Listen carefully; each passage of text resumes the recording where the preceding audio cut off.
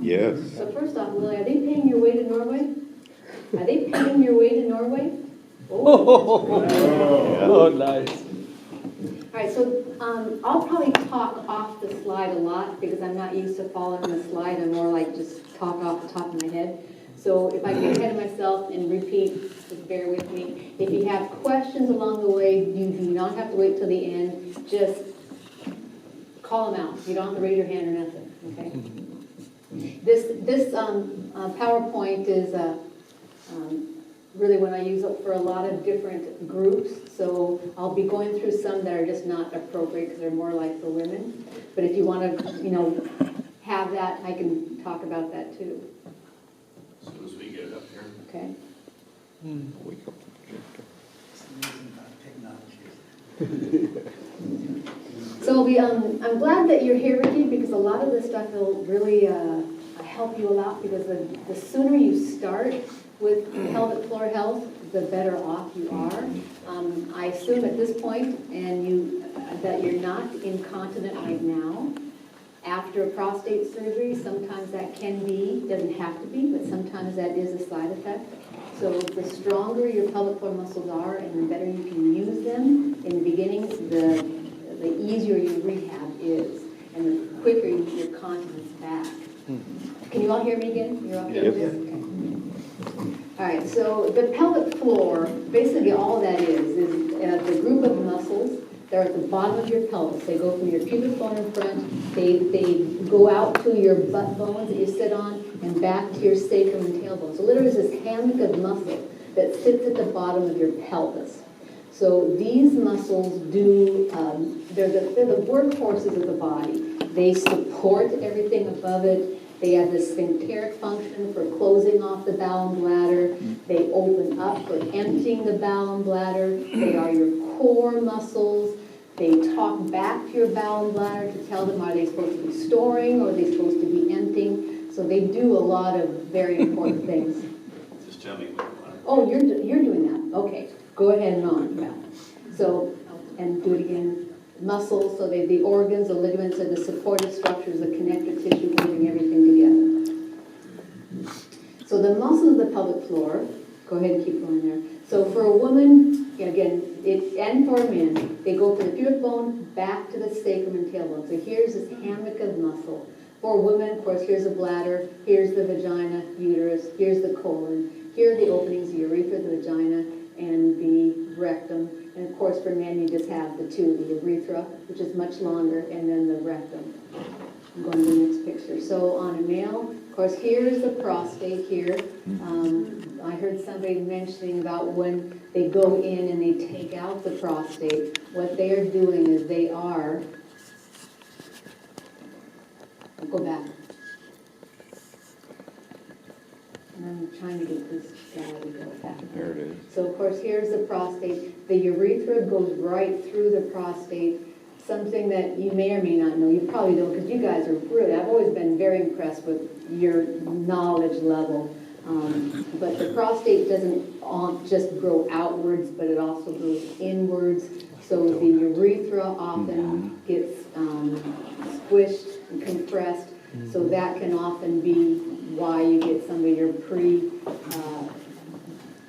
BPH symptoms, difficulty urinating, emptying the bladder, that sort of thing. So when they remove the prostate, they have to, like say, disengage the urethra from the bladder neck, right here, and then also from down here. And depending on how much they have to dissect because of the cancerous margins, a lot of the damage done during the surgery itself is what's going to create some of the symptoms that you may have. So the more that is scooped out of the muscle,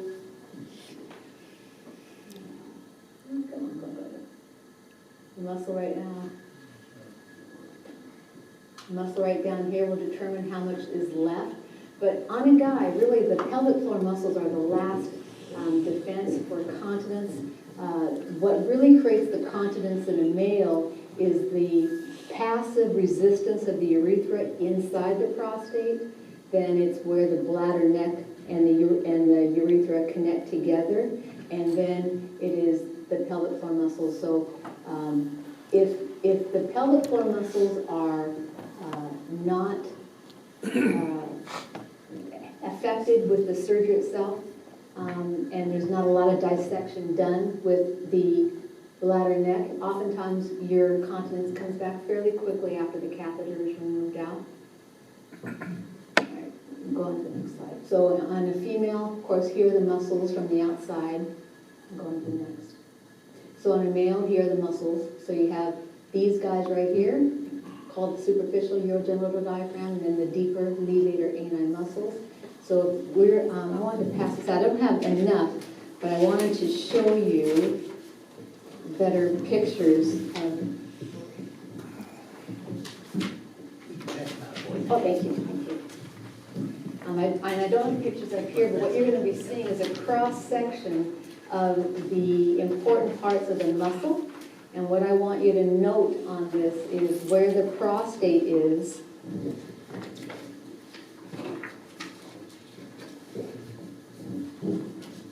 And I need to get one too, so I can come. Thank you. So you'll notice where the prostate is and where the muscles come in. So the muscles that you use to stop your flow of urine, stop your flow of urine, those are the superficial genital urogenic diaphragm. And then the deeper muscles, like the muscles that you would stop a sphincter from coming out, they're all kind of like part of the same muscle group, sort of like your quad. Your quads are 4 different muscles, but when you straighten out your knee, all 4 muscles kick in. You can't do one over the other. So when you pull in your muscles that stop your flow of urine, you'll also be pulling in your rectal muscles. You can't really separate them, but you want to be working on them both, because the muscles that stop your, like a fart from coming in, that muscle goes right to the bladder neck. And that's where you really want to get some closure. And the muscles that stop your flow of urine are the muscles that more are down. You'll see, I think this is called your, like your ischiocavernosus, bulbocavernosus, and then the deeper layer is your levator ani. But what you really want to try to do, what I do with males and females is, one, these are not muscles you go to the gym and work out. You just don't think about your pelvic floor. They're only muscles in your body that are voluntary, like your bicep and tricep. And then you have involuntary muscles, like your pupils that constrict, your blood vessels that constrict and dilate, your hair that grows. Those are all muscles that you don't control, so those are called involuntary muscles. Your pelvic floor are the only muscles that are voluntary and involuntary at the same time. So you can go through your whole life and not even know you have them, as long as your brain is working. So when you sit down or stand to pee, you can just, I'm gonna intend to pee, and you do, voila, the pelvic muscles do their thing, right? They relax, that tells the bladder to contract, and you empty your bladder. So oftentimes people think that if they're doing this, they're doing pelvic floor muscle exercises when they're not. And guys are notorious for bringing everything in because they want to do everything. So it's teaching both men and women how to isolate the right muscle and making sure that they are getting good contraction, good awareness, know when to contract, teaching yourself, if you know you leak when you cough or sneeze, you learn how to contract first before that comes. Yes? Is that the Kegel exercise? That is a Kegel exercise. That's exactly right. Exactly right. It works. Good. I'm glad. It should work. If the muscles are working right and there's enough muscle there to do the trick, it can stop. Oh yes, it can stop a leak from occurring. Now that's just one type of leak that you can get. That's the stress incontinence. And stress meaning gravitational stress, not mental stress. So when you cough, sneeze, gravity, that's the stress incontinence. Then there's urge incontinence. And urge incontinence, you can actually have some urgencies prior to having any sort of procedure done. Urge incontinence is when you feel like you have to urinate and you can't make it to the toilet before you leak, or you walk to the toilet and the closer you get, the stronger the urge becomes. It's really an overactive bladder. It's a bladder that is, of course, let's go back. The bladder is a muscle smooth muscle, whose job is just to relax and store pee, and then contract and empty. It's a very simple organ, that's all it does, relaxes, stores, contracts, and empties. The problem is when it messes up its functions, it doesn't know when it's supposed to be storing, when it's supposed to be emptying. So urge incontinence is when you train the bladder how to store all the way to the toilet. So you're not, it's not prematurely going into its emptying phase when you get there. And sometimes that can happen when somebody has had prostate cancer or hypertrophy, because the blockage of the urethra from an enlarging prostate inward can compress that, and that can make the bladder over time a little gnarly, where normally it's like a balloon that fills up, it's nice and smooth, and when it contracts, it empties like this. Over time, that can make the bladder not want to do its expansion and contraction well, so those functions can get messed up with it. Okay. And this is just like looking at the inside of a pelvic bowl. So you take all the organs out, and on a woman, here's the urethra, the vagina, and rectum. For a guy, it's the exact same thing, just remove the vagina. So you see, I want you to see this, literally this bowl-like structure that these muscles have. So of course, you know that the kidneys are filtering the blood, and that's what creates the urine stream. Urine is your byproducts of your bloodstream, so it's very acidic. It's urea, it's uric acid. So what you are drinking is going to affect your bladder behavior. So if all you're doing is drinking coffee or tea, caffeine, other acidics, juices, sodas, carbonation, chemical stuff, and we already know that your bladder, your urine by itself is acid, then what you have in your bladder can be affecting how your bladder is storing. So we do also talk about fluid management, making sure you're getting in appropriate fluid intake. Water works to help dilute acids. So a lot of times people think if I just don't drink anything, I won't leak anything, but actually that can make things worse because then your urine is more acidic and more irritating to the bladder. So this just shows the bladder itself. Of course, here's the urethra, and then the lining right here is very sensitive to acid. And then, of course, the muscle, the smooth muscle around it. So again, I've gotten ahead of myself. The function of the pelvic floor, go ahead, is the sphincter, the ability of the muscle to close off the faucets. Supportive, supporting everything above it. The trunk stability through core support. It's sexual appreciation. So the urinary incontinence types, usually what we're talking about here after prostatectomy. Again, it doesn't have to happen, but if it does, it's going to be a stress incontinent type of problem, and sometimes if there's an urge with it. And of course, an overactive bladder, again, is just a bladder that is contracting too much, making you sense that you have to pee, giving you urinary frequency. It's not relaxing and storing well. And mixed just means it can be a mixture of all these different types, and that's fairly common also. Iatrogenic, all that means is it's made by some sort of procedure that was done. Like sometimes medications can do that, or surgery can do that. And functional incontinence is when you leak because maybe you can't get up to go to the bathroom. So it's more of a functional problem than it is an actual bladder problem itself. So stress incontinence is just increase in intraabdominal pressure. So it's gravity, it's jumping, it's coughing, laughing, sneezing. Anything that makes the belly contract is going to put pressure on the bladder. And if there's not a good faucet muscle to hold it off, then that's what can create leaks. So the signs are going to be losses of urine when you do something. It's pretty, you can, if it's happened to you in the past, then you kind of can predict it can happen in the future. Can you beat it? Say again? Can you beat that? I have it. Yeah.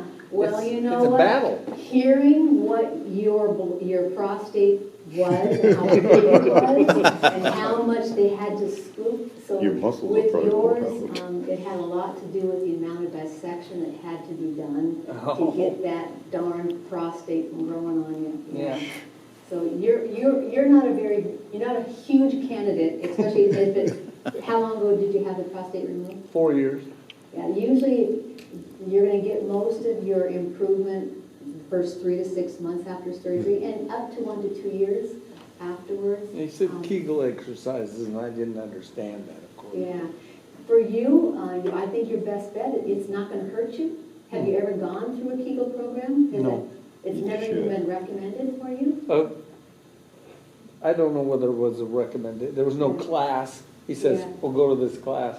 I would have gone to a class if he'd suggested it. but- Yeah, and I don't know if, I wouldn't feel comfortable standing in front of here and making sure that all you know how to do your exercises correctly. You know, you don't know for sure unless you actually check to see what's doing right. So for you, if you think you know how to Kegel, start Kegeling. Is there a YouTube video perhaps? Again, I don't think that it would be an appropriate thing because you have to have it checked. That's to make sure right, you're you doing gotta it know right. whether it's But if you effective. if you're able to pull your rectal outlet up and close it off like you're stopping a fart, Yeah, and you're not doing anything else, I can't see you move and nothing else is happening, you're probably okay, and it wouldn't hurt to start working out. okay, yeah. Okay? Cool. And then especially since you know when it can happen, like you can predict when it's gonna happen, right? My grandson wants me to go on the trampoline. I say, Oh, no, yeah. no. That's not a good one. So, If you yeah, can predict when it's gonna happen, then basically tighten before. If you don't, you can't really do that until you don't, of course. But, before you cough, bend over, lift, sneeze. tighten her up. Yeah, just kind of, if you can time it, sometimes you can prevent it. Ah, okay.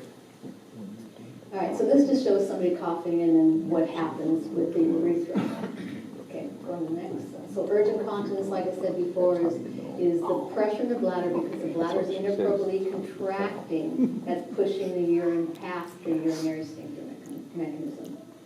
So the signs are going to be having urgency to urinate, urinary frequency, possibly urinating a lot at night, and then your bladder, since it doesn't want to store, you're having to pee more often too.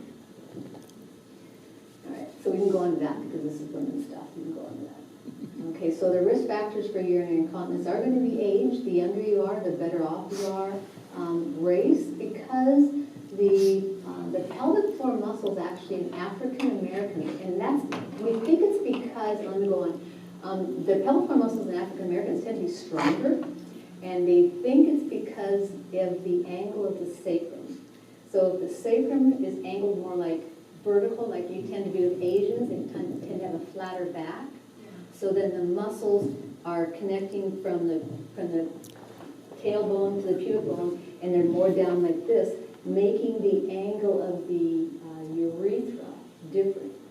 On African Americans, they tend to be, the sacrum tends to be more of a horizontal, so it changes the angle of the vagina and the urethra. So it tends to help with strength of the pelvic floor.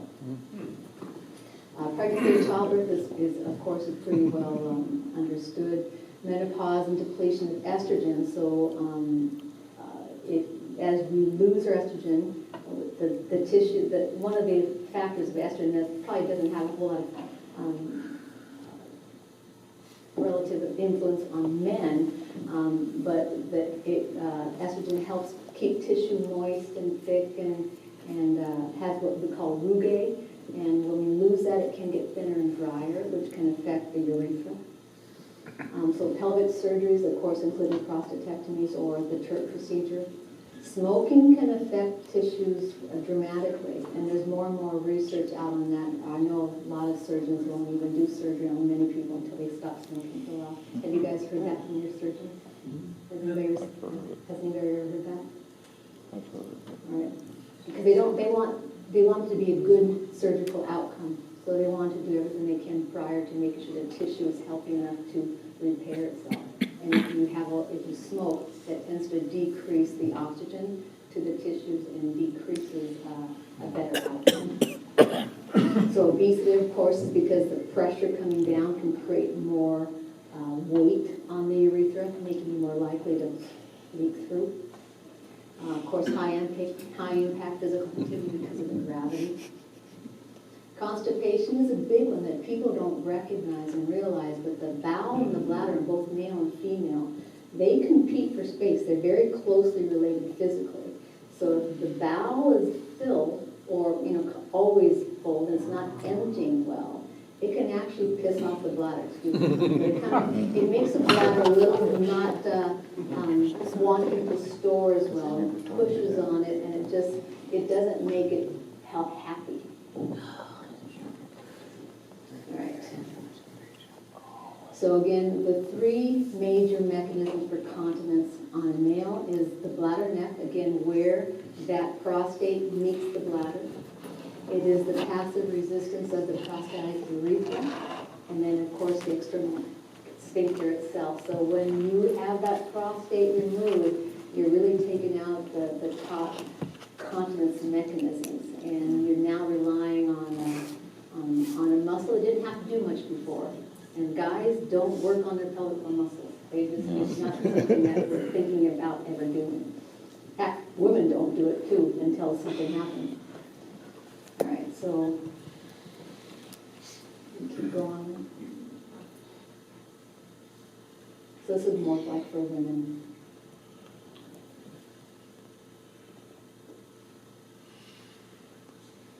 And this just talks about the smoking and the obesity, and that makes sense. The impact of physical activity, that makes sense. Constipation, the research behind it.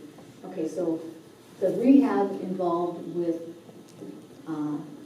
working on incontinence is making sure, one, that the patient knows where the muscle is, how to isolate it, how to contract it, how to relax it.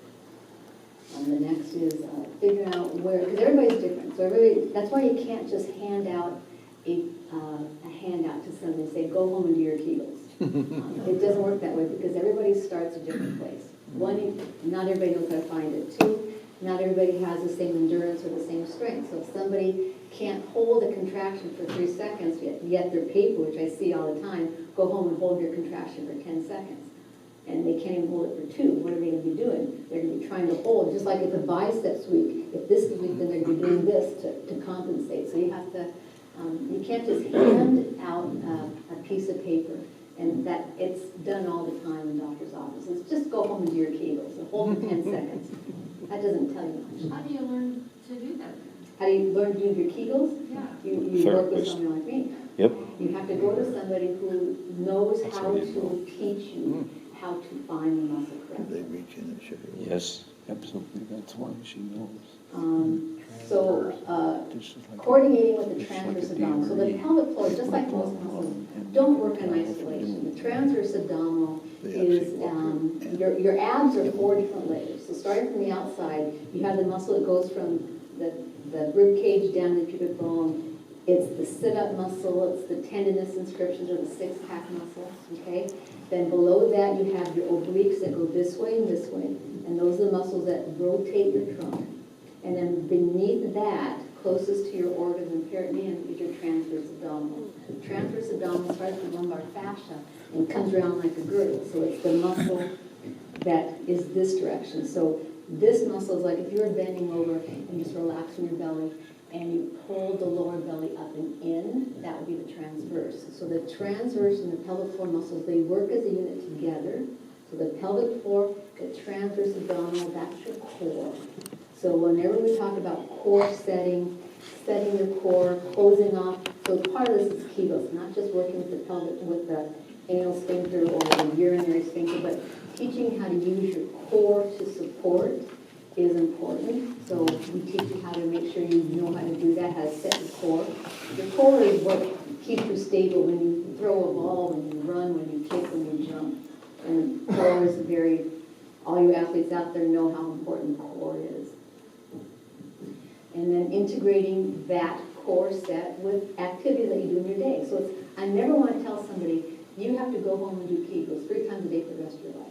What I do is we want to build the muscle to the point that it is now working, where your symptoms are gone, or you've plateaued in your symptoms for a good 3 months. Nothing's changing. So you're building muscle to to the point where now you're using it functionally in your day. And if you've been doing what pelvic floor PTs tell somebody, by that point, it's like automatic. When you go to cough or sneeze, it's automatically cueing in because you have done it over and over and over again. So you functionally use your core throughout your day. And encounter bracing just is timed contraction before you do something that you know will possibly create a leak. So bladder training is more it's more of a bladder problem, the urgent continence, the overactive bladder. So then we do bladder training to train the bladder. How do we get this bladder to stay in its relaxed phase as you walk into the toilet? Because the bladder is a habit organ. It's like you can condition the bladder to go into its emptying phase prematurely if every time you run to the bathroom you're having to pee really bad. So the bladder gets used to that. And now that toilet has become a trigger. It's like Pavlov's dogs, if you remember that old research they did back in the 40s. So you want to retrain the bladder to not be going into this empty phase when you walk into the toilet. You train it to be in this relaxed phase, storing all the way. And that's what bladder training is about. So we talk about making sure the bladder is storing what it likes to store, not what it's trying to get rid of, the irritants that are in there. Making sure you're getting well hydration. You certainly do not have to flood yourself, but getting good hydration, bowel regularity, for what we talked about before, the bladder needs to have room to expand, and it's hitting against the full bowel that's a problem. And then doing what are called urge suppression techniques, and that is just giving 3 different ways that the bladder can actually go into its relaxation phase before you walk to the toilet. So you're always walking in control. And making sure the bladder can have a normal bladder capacity. If the bladder is really small and minimal capacity, then it's not going to store very well. So the bladder is like a stomach. If you eat a bunch of large meals in a period of time, your stomach literally takes more to feel full. And if you eat small meals over a period of time, literally your stomach gets full faster. You know, your bladder does the same thing. You can teach it to expand, or you can teach it to really be a small capacity depending on the habits that you build. So let's just go over the research behind caffeine, what it does to a bladder. We kind of talked about that.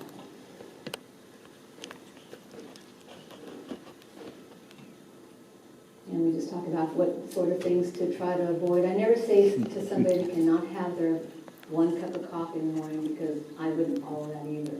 But what you're doing to the rest of your day, or starting out the day maybe with water before you fill it up with coffee, because your first morning urine is always going to be highly concentrated with the uric acid anyway, so you just don't want to add more acid to it right off the bat. So fluid intake is if I've asked urologists, what should we be drinking? And the urologists tell me, you don't need to drink any water. You get your water in your soups and in your coffee and in your tea. And then you ask a naturopath. And the naturopath will say, well, you should get at least half your body weight in ounces. So there's no one consensus. I tend to be a centrist. So I say, if you're